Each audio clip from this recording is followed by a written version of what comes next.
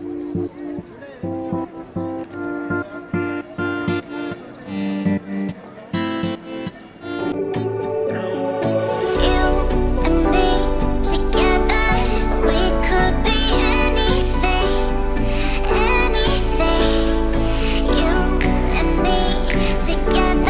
lovelies, welcome back to my world. It's your baby girl, Ego the best.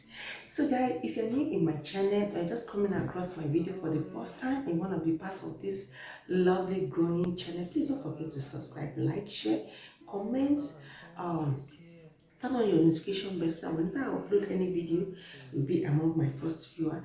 And for my return subscribers and viewers, thank you for always coming back to watch my video. I really appreciate you guys. I really appreciate your time spent. I love you all so much. May the Lord keep blessing each and every one of you. In today's video, I will be talking about 5 differences between Sweden and Nigeria. If you have not watched my previous video on the 7 differences between Nigeria and Sweden, please do so I don't miss out anything. So guys, in today's video, I will be talking about 5 differences between Sweden and Nigeria. And in my first list, number 1 list is time conscious. Yes, here in Sweden, if you live in Sweden, you need to be time conscious in everything you do because Sweden here, they work so much with time. Like if you're going out, you need to like check your bus time. They value their time so much. There's no African time here in Sweden. Here in Sweden, if you want to enter your bus before leaving your house, you need to check your bus time to know when the bus is coming, because if you miss the bus, probably you have to stay another 20 or 30 minutes waiting for the bus, depending the direction you are going to. But in Nigeria, it is not so. So if I'm going out, I don't need to check my time. All I just need is just to go to the bus stop. There are a lot of buses waiting for me. The other one is visiting. Here in Sweden, you don't just visit people without informing them. You don't just go to people's house without calling to tell that you are coming. No, it doesn't work that way. I've once experienced it here with a friend of mine. It wasn't once, I think it was twice, and that was when I learned my lesson. The first one I visited her, I didn't tell her that I was coming. I just came to her house and she was like, where I called her and she said she's in a grocery store and she's trying to get something, and it's gonna take her 15 minutes to be back home. And I was outside in the snow and it was snowing so much that the cold was much. It was penetrating into my bone. Like, oh my gosh, like I had to like, wait, and she was talking with me on my phone. Like, I've told you, you don't just come to my house without informing me. If you have told me that you are coming, I will be aware that you are coming. I will make a time for you. I don't even know what to say because that wasn't the first time she was warning me actually, because the first time she told me here it doesn't work that way was the very first day. Also, I went to her place and she wasn't around also. So she went out and she told me, that was the first time she told me that here in Sweden it doesn't work that way. You need to like inform the person before going to the person's house. You don't just visit someone without informing the person, because everybody here in Sweden, they work with time. They do everything with time. So if you're going out, but she was like, if you have told me, I will make a time for you. I will tell you the time that is convenient for me, for you to visit me, time that I will be at home. So she made that clear to me. And so though I just like, oh my gosh, honestly, I don't even know what to do because the weather was so cold. I had to like stay outside, and when she came, she started laughing at me that sounds me right. That is my punishment, and probably with that I will learn. And honestly, I learned from that because I never allow such to happen again. In Nigeria, it doesn't work that way. That way, you just go to people's house uninvited, and the next day just knock at the door, the person open. You don't even know if the person is willing and ready to see you, and like you just go there. So here in Sweden, it doesn't work that way. And number 3 thing here in Sweden is appointments. Here in Sweden, if you have appointments, you try as much as possible to make out your time for an appointment. If you feel that you cannot meet up, or probably there's something came up, you need to inform them 24 hours ahead before the time. You don't just ignore the appointment. You don't just cut off the appointment without notifying them. You need to do that 24 hours before the time, because if you miss your any appointment here in Sweden, you have to pay some money. And if you also go late for your appointment, you need to pay, because that time that you wasted, that appointment that you cancelled, there are a lot of people out that needed that time, but just like you didn't inform them and they were not able to fix it someone else in that your time.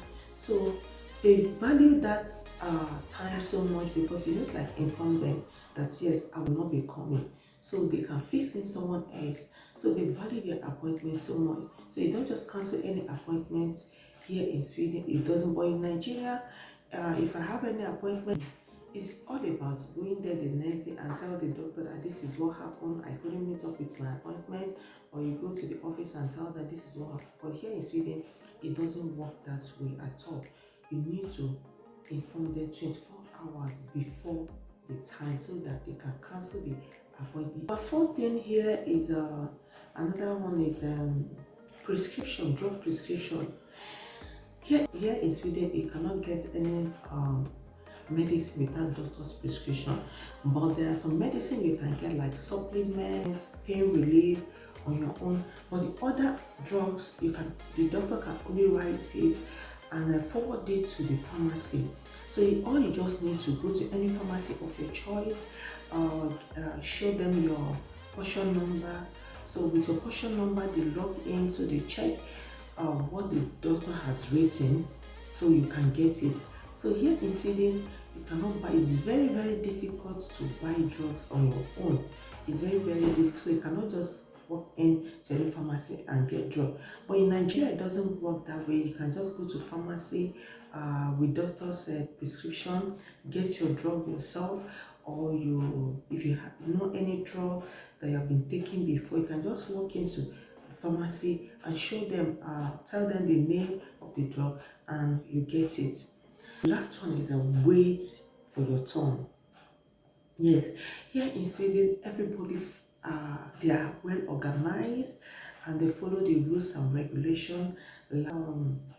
Here in Sweden, if you go to any office, like bank, there's a machine already. All you just need is to like press it and take your number, so you know when it's your turn. But if you going like tax office or immigration office, they need to like know why you are there. So because there are a lot of people with different reasons of coming.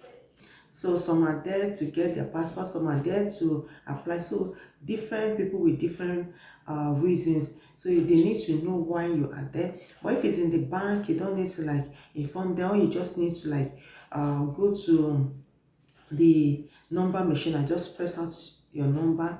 So and there's no way you can like maneuver. Even if you see a lot of people there, you have to wait for your own turn. You don't need to be in a haste. You don't need to like rush. Like I think I once experienced that when I came the first time. I went to a Skatpaket office. I didn't know that as a Nigerian now, so I didn't know that I need to like get a number and be on queue, because a lot of you, if you are here in Sweden, you understand what I'm saying. At times the immigration, the task office is always there's always a lot of people there. So when I came in, I saw a lot of people. I was like, oh my god. So I tried to like take a step further to see if I can if they can attend to me. They were like, no, do you have your number? I said no, and they had to go back. So and then they're like 5 people that came after me, and those people, they got number before me, because I was in a haste. I didn't wait for my turn.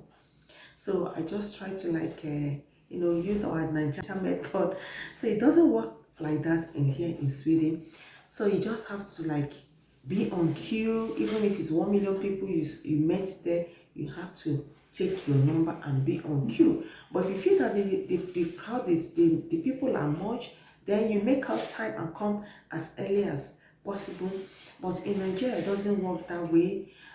Somebody that people that have been on queue for hours, someone that just came in now, they can be attended to even before you have been there for hours. Because in Nigeria, we know a lot of people, you see a lot of people on queue, but someone that just came in now with bribe, before you know, they make their way forward and they are attended to, and they attend to them. But here in Sweden, you have to wait for your turn. You don't take bribe, as in you don't give bribe to get what you want. You go the same way, the same procedure other people went through is the same procedure you are going to take in doing your own things. The same way other people wait on queue is the same way you want to wait on queue also. That is how it works here in Nigeria, in Sweden. So guys, if you like my video, please don't forget to subscribe, like, comment. Tell me your opinion, what you feel about this video. Like, I still have more to release. Yes, I have a lot of things to discuss on. So guys, bye until you see in my next video. Bye. Love you guys. Bye. Bye. Thank you so much.